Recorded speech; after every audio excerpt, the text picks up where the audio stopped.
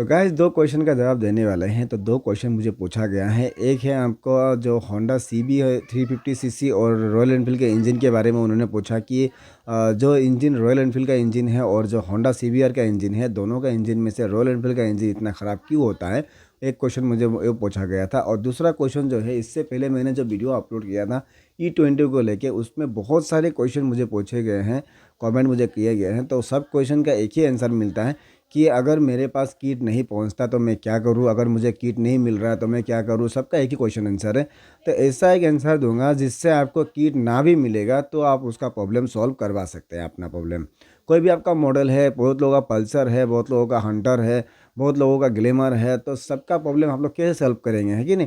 तो सबका जुगाड़ एक ही होगा। वो जुगाड़ हम लोग लास्ट में बता देंगे आपको, उसको इसी तरह से उसको करना है अपने बाइक में भी। जितने भी कार्बोरेटर मॉडल है ना, सबका यही जुगाड़ रहेगा, इसी तरह से आपको उसको करना पड़ेगा। तो आपका अगर अपडेट वाला किट जो है आपको मिले या ना मिले, अपना प्रॉब्लम आप सॉल्व करवा सकते हैं, ठीक है। तो सबसे पहला क्वेश्चन का आंसर देता हूँ। जो रॉयल एनफील्ड का इंजन और होंडा सीबीआर का इंजन, ये दोनों इंजन में से रॉयल एनफील्ड का इंजन क्यों इतना ख़राब होता है, भाई ने ये क्वेश्चन किया है।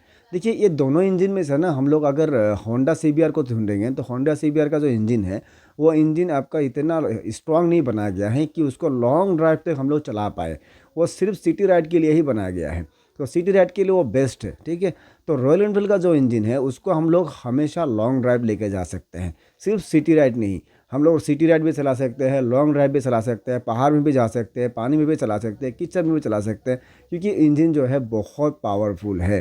तो पावरफुल होने से ना, कोई भी सामान अगर बहुत ज़्यादा पावरफुल होता है ना, तो उसका आपका ख़राब भी होता है, वो उसका थोड़ा बहुत दिक्कत भी निकलता है। उसी तरह से इंजन में थोड़ा बहुत दिक्कतें वगैरह निकल रहे थे। तो ऐसा नहीं है कि हर एक इंजन ही फेलियर निकला है। बहुत सारे इंजन अभी भी मॉडल चल रहा है जो सिल पैकेज है, अब तक वो इंजन खोला ही नहीं गया है। हाँ, एक आध दो हुए हैं, बहुत सारे इशू हम लोग को भी मिले हैं, हमने बताया आपको, दिखाया आपको। लेकिन जितने भी वीडियो वगैरह बनते हैं ना, वो सिर्फ रॉयल एनफील्ड के ऊपर ही बनते हैं, क्योंकि रॉयल एनफील्ड का इंजन है जो है आपका बहुत टाइम तक चलता है और उसका ट्रेंडिंग में रहता है। इसीलिए लोग हमेशा रॉयल एनफील्ड का ही वीडियो बनाते हैं। इसीलिए आपको पता भी चलता है कि रॉयल एनफील्ड का वीडियो का वो इंजन का वो ख़राब हो गया, रॉयल एनफील्ड का ये वाला मॉडल का ये ख़राब हो गया, वो आपको पता चलता रहता है। लेकिन होंडा सीबीआर का ना, कोई भी वीडियो अगर आप लोग ढूंढेंगे भी ना, तो वो सिर्फ लॉन्च का ही वीडियो मिलेगा, कोई इंजन खोलने का वीडियो नहीं मिलेगा, क्योंकि उसमें इंटरेस्टेड लोग होते ही नहीं है। तो इसीलिए ना, कोई भी इंजन ख़राब नहीं होता है, उसको दिखाने का तरीका अलग अलग होता है। तो दोनों इंजन सही है, दोनों के हिसाब से अलग अलग बनाया गया है, एक सिटी राइड के लिए, एक लॉन्ग राइड के लिए, ठीक है। वो दोनों आपको ही डिपेंड करना है कि आपको कौन सा वाला चलाना है। अगर आपको सिटी राइड के लिए चाहिए तो आप होंडा ले सकते हैं, अगर आपको लॉन्ग ड्राइव के लिए चाहिए, जो जो आपको बहुत बेहतरीन इंजन चाहिए, तो आप लोग रॉयल एनफील्ड ले सकते हैं। तो दोनों चॉइस आपके ऊपर है। और उसमें भी और एक बात है कि जो चलाने वाले पायलट होंगे ना, उसके ऊपर भी डिपेंड करता है इंजन ख़राब होने के लिए। तो इंजन अगर पायलट सही होगा तो इसका इंजन भी बहुत बढ़िया काम करेगा।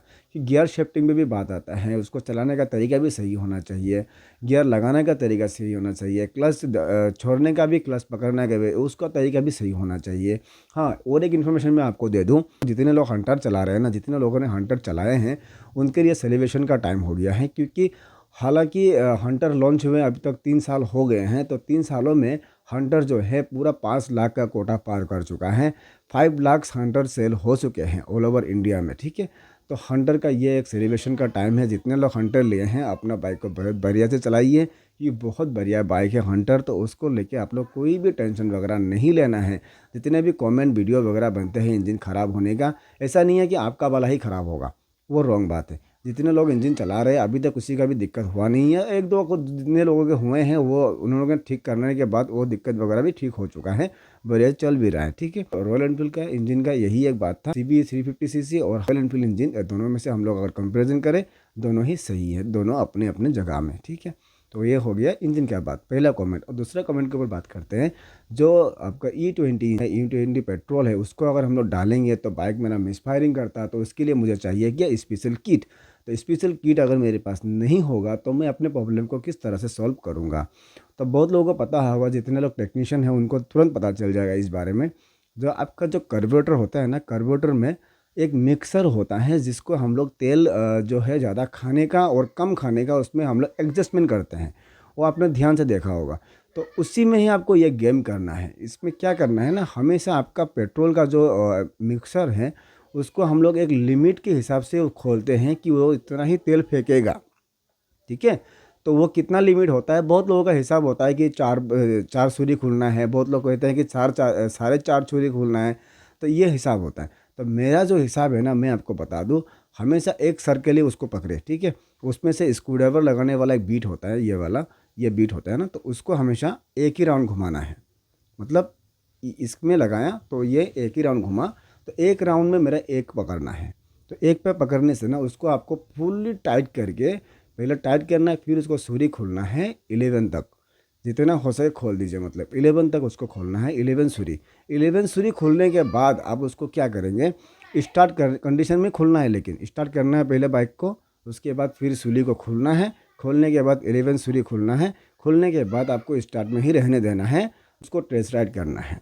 और टेस्ट राइड के समय अगर आपका मिस फायरिंग थोड़ा बहुत लग रहा है तो उस टाइम हो सके तो थोड़ा टाइम और भी चला दे, चलाने के बाद स्टार्ट बंद करके फिर एक बार स्टार्ट कीजिएगा और उसके बाद चलाइएगा। तो ये जो दिक्कत आपको मिल रहा था मिस फायरिंग वाला, वो दिक्कत आपको नहीं मिलेगा। ये तो हो गया कार्बोरेटर वाले का आइडिया, ठीक है। तो कार्बोरेटर वाले जितने भी हैं ना, इसी तरह से उसको सूरी को लूज़ करके 11-20 तक लूज़ करके उसका प्रॉब्लम को सॉल्व करवा सकते हैं। लेकिन EFI वाले क्या करेंगे, तो EFI वाले तो अपने से कुछ भी नहीं कर सकते, उनको लेकर जाना है डीलरशिप लेके जाना है और अपने बाइक को जो टोटल बॉडी होते हैं, ECU होते हैं, उसको अपडेट करवाना है। तो अपडेट करवाएंगे तो ये वाला दिक्कत आपको नहीं मिलेगा, ठीक है।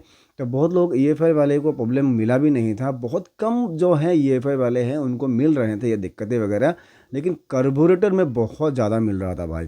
तो वो कार्बोरेटर BS4 में भी मिल रहा था, BS3 में भी मिल रहा था, दोनों में मिल रहा था। तो BS4 में भी यही अपडेट कीजिएगा और BS3 में भी यही अपडेट आपको करना है। ये दो अपडेट आप लोग कर दीजिए बढ़िया से, और अपने जो प्रॉब्लम है उसको सॉल्व करवा लीजिए। कोई भी मॉडल हो आपको फ़र्क नहीं पड़ता, लेकिन यही आइडिया एक बार यूज़ करके ट्राई करके देखिएगा। अगर कुछ भी बढ़िया रिजल्ट मिले तो मुझे कमेंट करके ज़रूर बताइएगा। और बाकी जो मैंने 2 कमेंट का आंसर दे दिया उसको कैसा लगा, और जो इंजन का आंसर दिया उसको कैसा लगा, वो भी कमेंट करके ज़रूर बताएं। तो इस तरह के क्वेश्चन मुझे पूछते रहिएगा तो मैं आंसर आपको देता रहूँगा। नेक्स्ट वीडियो आपको मिलने वाला है स्क्रैम 440 का, तो उसको भी ज़ोरों शोरों से देखिएगा, दोस्तों के साथ शेयर कीजिएगा, क्योंकि स्क्रैम 440 हमारे पास आ चुका है। तो उसको हम लोग डिटेल में रिव्यू करेंगे, क्या क्या नया उसमें फीचर्स लेके आए हैं। पहले वाला जो स्क्रैम था उसमें से और अभी वाला जो स्क्रैम आया उसमें से, दोनों में से हम लोगों को कौन सा वाला बेटर है वो भी हम लोग कंपैरिजन करेंगे, और पूरा डिटेल में उसी उसके ऊपर हम लोग बात करने वाले हैं। तो ये वाला वीडियो कैसा लगा आपको तो कमेंट करके ज़रूर बताएं। तो हम मिलते हैं एक नए वीडियो में नए टॉपिक के साथ, तब तक के लिए बाय बाय।